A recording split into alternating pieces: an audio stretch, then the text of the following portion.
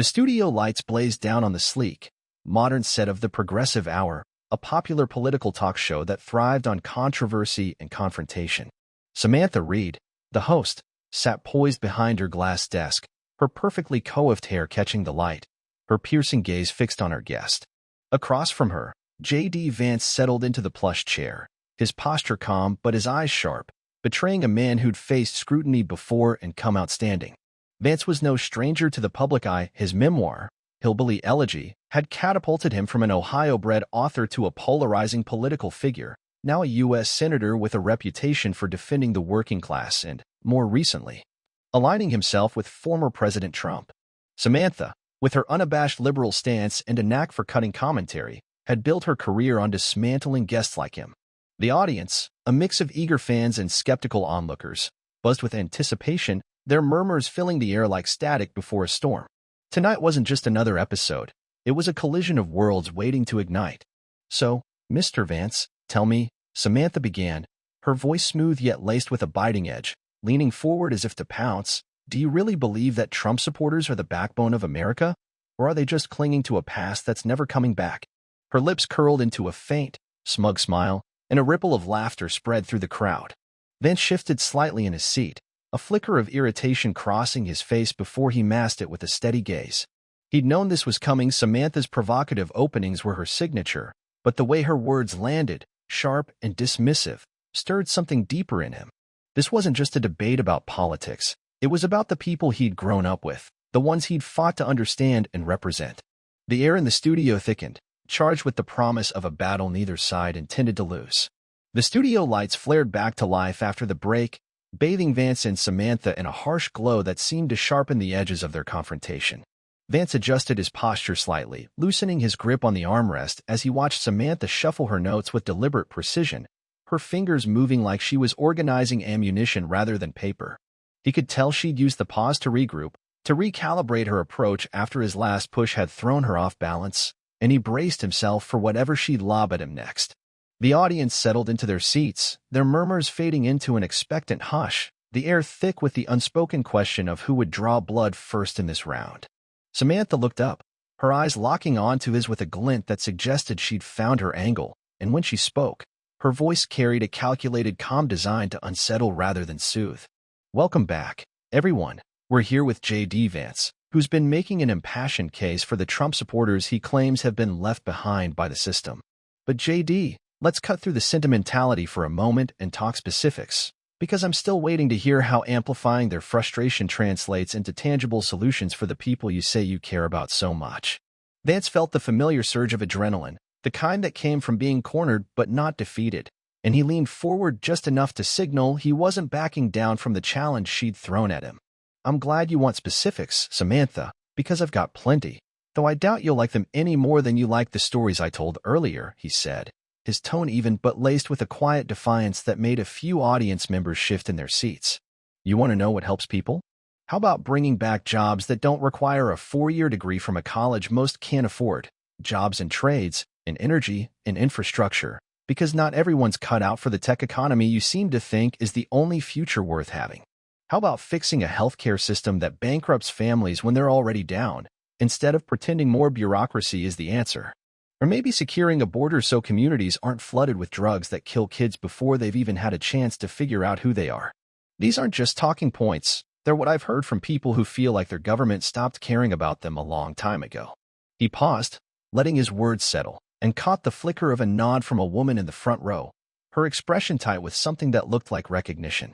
Samantha didn't miss a beat, her lips curving into a smile that didn't reach her eyes as she pounced on his response with the precision of someone who'd been waiting for an opening. "That all sounds very noble, J.D., but let's not kid ourselves. Those ideas didn't exactly pan out under Trump, did they? Infrastructure Week was a running joke, healthcare reform never materialized beyond vague promises, and the border? Well, we've still got plenty of drugs pouring in, despite all the tough talk. So forgive me if I'm skeptical that more of the same is going to fix anything." She leaned forward now, mirroring his posture, her voice sharpening as she pressed her advantage. "And let's not forget the flip side, tax breaks that padded corporate profits while wages stayed flat, trade policies that left farmers scrambling, a pandemic response that had us all hoarding toilet paper while the death toll climbed. You're asking us to buy into a vision that's already been tested and found wanting. Why should anyone believe it'll work better the second time around?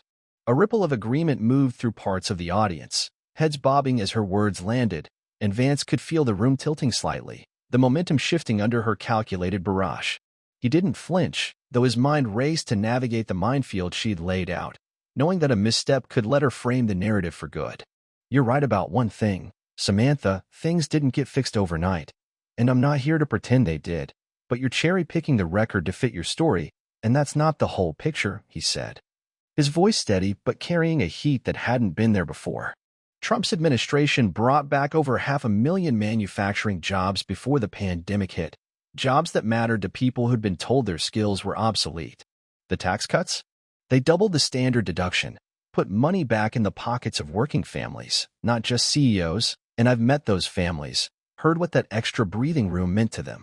As for the pandemic, no one's saying it was handled perfectly, but you don't get to ignore the chaos every country faced, or the fact that Operation Warp Speed delivered vaccines faster than anyone thought possible. He leaned in further, his eyes narrowing as he met her gaze head-on. You want to talk failure? Let's talk about the decades of promises from both sides that never materialized, free trade deals that gutted towns, wars that drained our treasury while politicians like you debated semantics on TV. Trump at least tried to shake that up, even if it wasn't pretty, and people noticed. Samantha's expression tightened, her composure slipping just enough to reveal a flash of irritation before she masked it with a dry laugh that didn't quite land. Shaking things up isn't the same as solving problems, J.D. Disruption for its own sake doesn't put food on the table or pay the bills, and I think you know that, she said, her tone cutting as she pivoted to keep the upper hand. But let's pivot to something you mentioned earlier, drugs and the border, because that's a real issue. I'll give you that. Only, the numbers show overdose deaths spiked under Trump, and the wall he promised never got finished. So where's the accountability there? Or are we just supposed to cheer for effort and call it a day? The audience stirred again, a mix of murmurs and scattered applause, and Vance could sense her trying to box him in, to force him into a corner where he'd either have to defend every flaw or concede ground. He exhaled through his nose, his jaw flexing as he weighed his next move, determined not to let her reduce a complex fight to a gotcha moment. Accountability starts with admitting the system's broken, Samantha, not just one guy, not just one term, but decades of neglect from people too comfortable to care, he said, his voice low and deliberate, each word measured to pull the focus back to where he wanted it. The wall didn't get finished, sure, Congress dragged its feet, same as always, but border security isn't just concrete and steel. It's about stopping the flow of fentanyl that's killing kids in Ohio, in Kentucky, in places you'll never visit. Overdose deaths went up because the drugs got deadlier, not because someone didn't try, and Trump pushed for tougher enforcement, more resources, even if he didn't get everything he wanted. You want to talk numbers? Look at the seizures. Border agents were pulling record amounts of that poison off the streets. It wasn't enough, but it was more than the nothing we'd gotten before. He straightened, his gaze sweeping the room before landing back on her. You're quick to point fingers, but where's your plan? More studies? More panels? People are dying out there, and they're tired of waiting for perfect answers from people who don't even know their names. Samantha opened her mouth, ready to fire back, but the producer's signal flashed again, cutting her off before she could reclaim the floor. The lights dimmed, the audience buzzed, and Vance leaned back, his pulse still hammering as he watched her scribble furiously on her notes. The fight wasn't over, not by a long shot, and he could already feel the next round building, heavier and sharper than the last. The studio lights snapped back on with a harshness that made Vance blink briefly, the sudden brightness pulling him out of the quiet intensity he'd settled into during the break. Samantha adjusted her posture behind the desk, smoothing her jacket with a quick, practiced motion before fixing him with a stare that carried a new edge, one less playful and more determined, as if she'd decided the gloves were coming off entirely.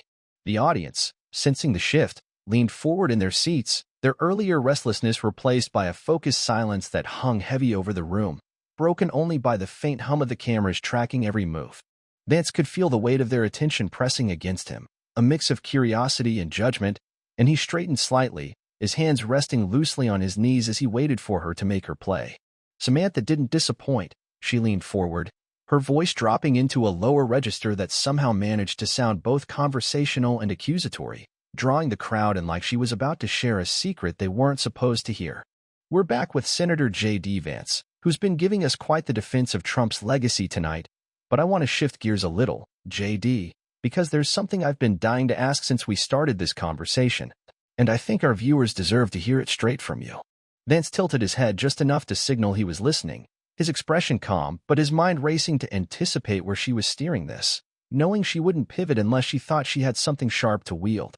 Go ahead, Samantha, I'm all ears, he said, keeping his tone steady and neutral, though a faint trace of wariness crept into his eyes as he watched her lips curve into a smile that promised trouble. She paused for a beat, letting the anticipation build, then launched in with a question that landed like a carefully aimed jab. You spent all this time painting Trump supporters as these hard-working, overlooked Americans who just want a fair shot, and maybe some of them are, but let's talk about the other side of that crowd, the ones who stormed the Capitol, who spread conspiracies about elections, who cheer when he calls immigrants vermin or mocks disabled reporters. Are those the people you're proud to stand up for too, or do you just conveniently leave them out of your heartfelt stories? A gasp rippled through the audience, followed by a smattering of applause from her loyalists, and Vance felt the air shift again, the room splitting into factions as heads turned to gauge his reaction. He didn't answer immediately, letting the weight of her words settle while he gathered his thoughts, his fingers tapping once against his knee before stilling as he met her gaze head-on.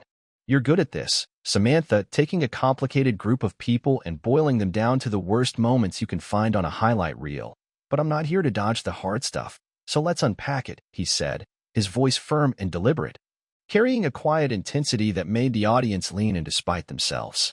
The Capitol riot was a disaster, full stop, and I've said that before, so don't act like I'm ducking it now. People broke the law, they hurt others, and they damaged something bigger than themselves. I don't defend that, and neither should anyone.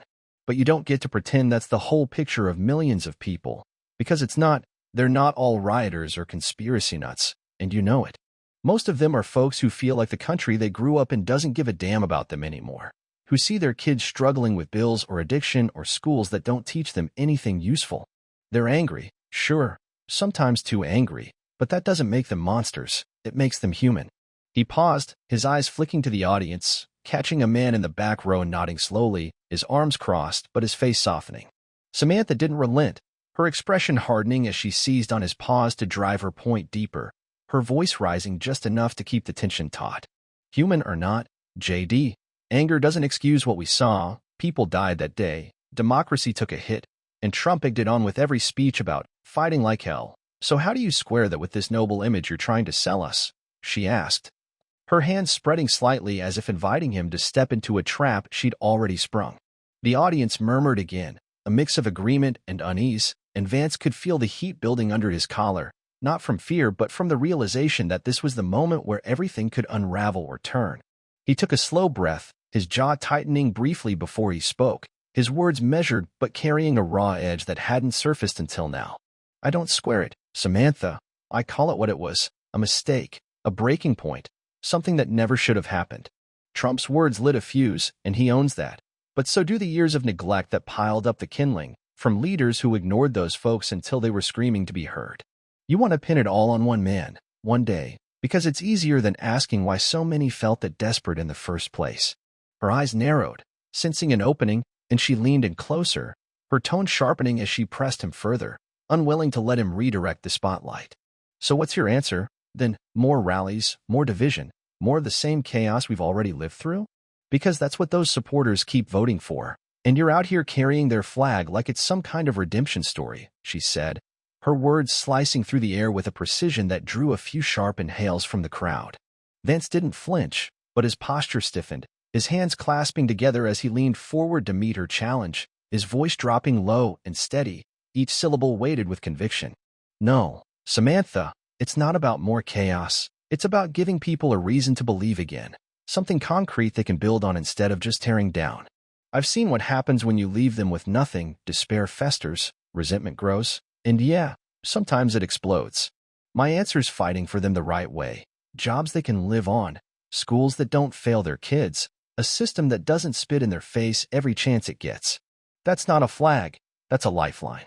The studio fell silent for a heartbeat, the audience caught off guard by the shift in his tone, the way his words landed less like a defense and more like a plea rooted in something deeper than politics. Samantha blinked, her composure faltering for a fraction of a second before she recovered, her fingers tightening around her pen as she prepared to counter. But then the twist came, unscripted and unplanned, cutting through the tension like a jolt. A voice broke from the audience, shaky but clear, a woman in a faded denim jacket standing up near the back, her hands trembling as she gripped the seat in front of her. "He's right. I'm one of those people, and I'm not a monster. I'm just tired. My boy overdosed last year, and no one cared until it was too late. Trump at least talked like he saw us." The room froze, heads turning, cameras swiveling, and Samantha's mouth opened but no sound came out, her carefully built momentum derailed by the rawness of the interruption. Vance turned to face the woman, his expression softening, and in that moment, the debate stopped being a duel and became something else entirely. The studio hung in a suspended hush after the woman's voice cut through the air, her words lingering like a sudden crack in a dam, letting something real spill into the polished, rehearsed world Samantha had so carefully controlled. Vance turned fully toward her now, his chair creaking slightly under the shift, his eyes locking onto hers with an intensity that seemed to pull the entire room along with him, the cameras forgotten as he registered the lines of exhaustion etched into her face. The denim jacket patched at the elbows, the way her hands shook but didn't let go of the seat back. Samantha, still poised behind her desk, hesitated, her pen hovering over her notes as she glanced between Vance and the woman, her expression flickering with a mix of irritation and uncertainty, clearly thrown by this breach in the script she'd been steering all night. The audience shifted uncomfortably, some craning their necks to see the woman better, others whispering to their neighbors, their murmurs growing into a low buzz that filled the space with a restless energy. The producer's voice crackled through Samantha's earpiece, urging her to regain control, but before she could speak, Vance did, his voice low and steady, carrying a weight that silenced the room without effort. "Ma'am, I'm so sorry about your son. What was his name?" The woman swallowed hard, her fingers tightening on the seat as she fought to keep her composure, her eyes glistening under the studio lights as she answered in a voice that trembled but didn't break. "His name was Tyler. He was 23, worked at the auto shop down the street from our house, and he wasn't some junkie like people think. He got hurt, got pills, and then it was fentanyl, and I couldn't stop it." Her words tumbled out, raw and unpolished, and Vance nodded slowly, his face softening in a way that made it clear he wasn't just listening to respond, he was hearing her, really hearing her, and the audience felt it too. A ripple of quiet gasps and nods spreading through the crowd. Samantha shifted in her seat, her jaw tightening as she sensed the shift in the room's gravity, her earlier confidence slipping as this unplanned moment threatened to rewrite the narrative she'd been building all night. She cleared her throat, forcing her voice back into its smooth, authoritative cadence as she tried to pull the focus back to herself. "That's a heartbreaking story, and I think we can all agree addiction's a crisis. But J.D., let's not lose sight of the bigger picture here, because personal tragedies don't change the facts about what Trump's movement has done or the division it's sown." Vance didn't look at her right away, his gaze still fixed on the woman, Tyler's mother, as she sank back into her seat, her shoulders slumping but her chin lifting slightly, like speaking had unburdened her just enough to keep going. Only then did he turn to Samantha, his expression hardening again, though his voice stayed calm, deliberate, each word chosen with care to keep the woman's story from being dismissed as a distraction. "You're right, Samantha, it doesn't change facts. But it's not just a personal tragedy, it's the kind of thing happening to thousands of families while people like you sit here debating optics instead of solutions," he said, his tone cutting through her attempt to steer the conversation back to safer ground. "Tyler's not a statistic to her, or to me. He's what happens when a system writes off entire towns, when jobs dry up and doctors overprescribe and no one steps in until the morgue's full. Trump's movement isn't perfect, and I've said that, but it's the only thing that's even tried to speak to people like her, to give them a voice when everyone else just shrugs and moves on." He paused, glancing back at the woman, who met his eyes with a faint, grateful nod, and the audience stirred again, some clapping softly, others shifting uncomfortably as the weight of his words settled over them. Samantha's lips pressed into a thin line, her fingers tapping once against her desk before she leaned forward, her voice sharpening as she fought to reclaim the upper hand, unwilling to let this moment redefine the night on his terms. "Speaking to people isn't the same as helping them, J.D., and I'd argue amplifying their anger's done more harm than good, especially when it ends in riots or policies that don't deliver," she said, her eyes narrowing as she gestured toward the audience. "You keep saying the system's failed, but what's your side actually fixed? Because from where I'm sitting, it's a lot of noise and not much else. She's still grieving, and so are countless others." The accusation hung in the air, pointed and personal, and a few audience members nodded in agreement, their expressions tightening as they waited for Vance to counter. He exhaled slowly, his hands clasping together as he leaned into her challenge, his voice dropping lower, carrying a quiet fire that made the room lean in despite themselves. "You're not wrong, she's still grieving. And that's on all of us, not just one side. But don't act like your way's done any better, Samantha, because it hasn't." Decades of promises from polished suits in D.C. left her with nothing but a dead son and a pile of bills. "My side's at least fighting for something: trade schools instead of empty degrees, cracking down on the drug pipelines, rebuilding places that VE been ignored too long. It's not fast enough, and it's messy, but it's more than the platitudes she's gotten from your crowd."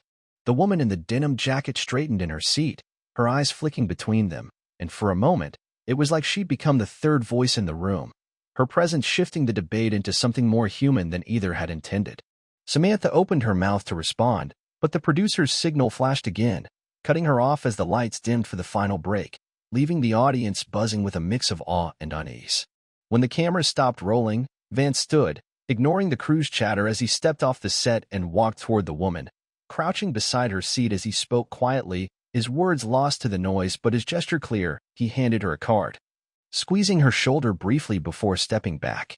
Samantha watched from the desk, her expression unreadable, her pen still clutched tightly as the crew reset around her. The audience filed out later, their conversations spilling into the halls, some marveling at Vance's pivot, others arguing over whether he dodged the real questions, but all of them struck by the woman's interruption, her story now the heartbeat of the night. "I didn't expect that, made me think twice about him," one man muttered to his friend, who nodded slowly, while a woman nearby whispered, "She's why it matters, not their yelling." Backstage, Vance sat alone for a moment, staring at the card's duplicate in his hand, knowing Tyler's mother had changed more than just the show. She'd reminded him why he was there, and that clarity felt heavier and stronger than any win he could have claimed over Samantha.